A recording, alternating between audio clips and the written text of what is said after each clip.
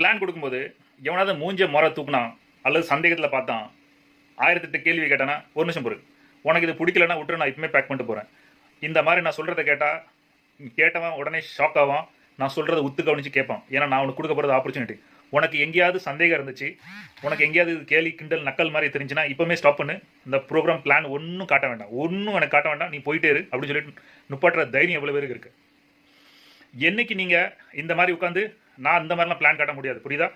நான் காட்டினேன் அப்படின்னா உனக்கு இன்ட்ரெஸ்ட்டாக பிடிக்கணும். உனக்கு இன்ட்ரெஸ்ட் இருந்தால் பாரு, இல்லை நான் போயிட்டே இரு, இப்போ ஸ்டாப் பண்ணிடு.